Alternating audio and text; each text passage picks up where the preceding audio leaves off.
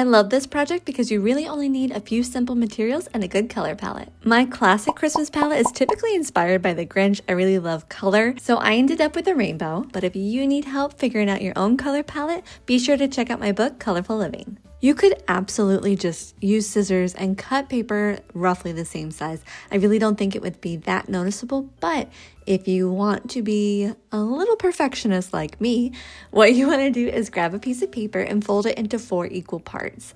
That way you can overlay it with your paper, make a mark on your paper cutter, and then just cut to the same line every time. From there, you're really just cutting again and again and again and again. I measured my space so I knew exactly how many of each color I would need, but you can really just start crafting and add to it later if you need to. I played around with the assembly of the garland. So option 1, I ended up using 2 sheets of the same color back to back. Option 2, I went through the color palette just using one color at a time. I ended up going with option 1 because I like that it looked the same from any angle. To secure the paper in place, you really just need to put in 2 staples. You don't have to worry about the staples being visible because the next piece of paper will cover them. Just keep adding paper until you get your garland the length that you want it. And this is a perfect craft to pop on a movie to and just staple as you watch.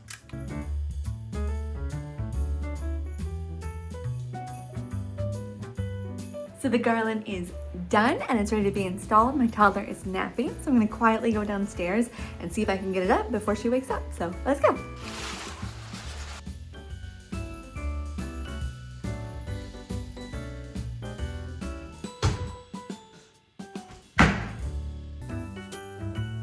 I ended up using command hooks because I wanted to layer a greenery garland underneath the paper chain garland. I used wire to loop over and under and over again until it was a strong hold and I could just tie it around the greenery garland. After that was installed, I fluffed the greenery a little bit and then I used clear fishing line to attach the paper chain garland to the same command hook. I made bows for the corners because what is Christmas without bows? And this is how it turned out. I love that just a little bit of paper turned into an elevated holiday look. It's fun, it's whimsical, it's affordable. There's really no reason not to make this project. Let me know if you have any questions in the comments below and I will see you for my next holiday DIY.